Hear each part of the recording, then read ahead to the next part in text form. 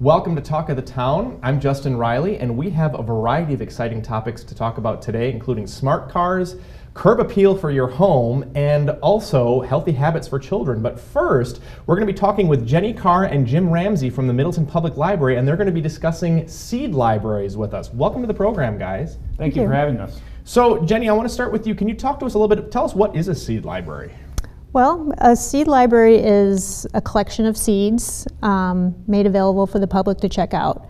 You can think of it just like any other collection in the library: books, DVDs, CDs, library purchases of seeds, catalogs them, barcodes them, displays them for people to come in and browse and check out. So, okay, I'm just trying to visualize this a little bit. There are envelopes with barcodes on them. Correct. And people check them out. So obviously, I mean, they're not going to be returning those seeds. So do they just return an empty envelope and then they get refilled? Is that how that works? Well, that's a good question, and either of those answers are correct. Okay. So what the patron would do is come in, pick out the variety of vegetables that they'd like to grow in their garden. We have 12 in our library right now, and check them out, take them home, grow them in their garden.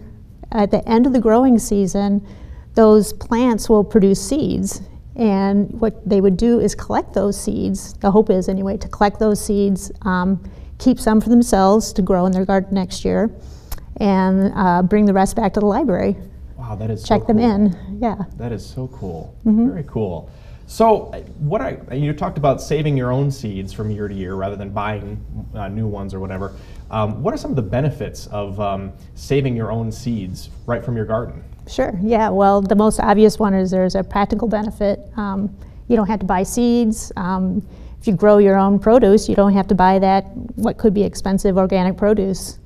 And it's also very empowering for people to actually grow some of their food that their family eats. So that's a big benefit. Another benefit is educational. You know, humans have been saving seeds for as long as there's been agriculture, up to the last couple decades. Now the standard is buy seeds at the beginning of the season from a big seed company, plant your garden, and then let the seeds fall and rot, and don't collect them, and then buy new seeds from the seed company the next year. Right. But the problem with that is there's only a few varieties of vegetables that the seed companies provide out of all the possible seeds that there are. Right. And that leads to another big benefit of the seed library, is that it's, it can be used for preserving what are called heirloom vegetables. Sure. And heirloom vegetables are ones that, just like heirloom furniture or jewelry, they're precious things that are passed down within a family from generation to generation.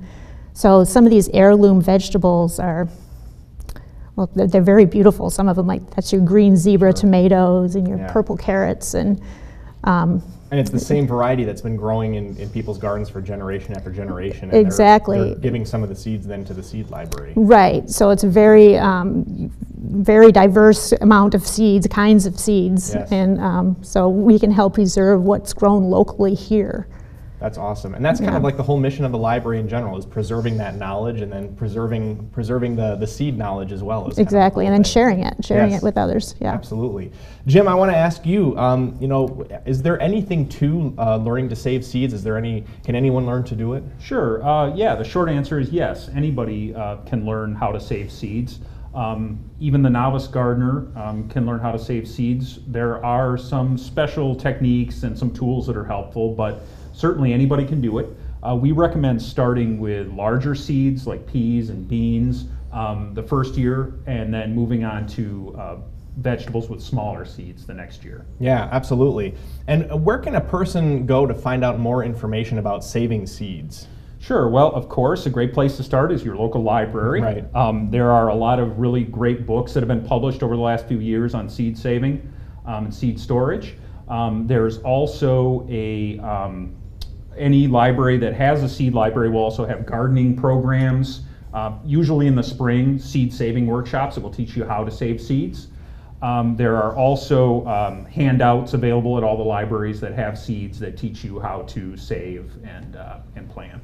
Absolutely. And I got to tell you, I'm a gardening nerd, so I could talk for hours and hours about this, but we are out of time today. So thank you so much for the information, and maybe we can talk a little bit after the program today, and you can give me some tips. All right, sounds good. All right. So Jenny Carr and Jim Ramsey from the Middleton Public Library, thank you so much for joining us. They talked to us a little bit about seed libraries. If you want to find out more information, you can go to the website on your screen. Don't go away. We're going to be talking smart cars when we come back. It's Talk of the Town on CW57.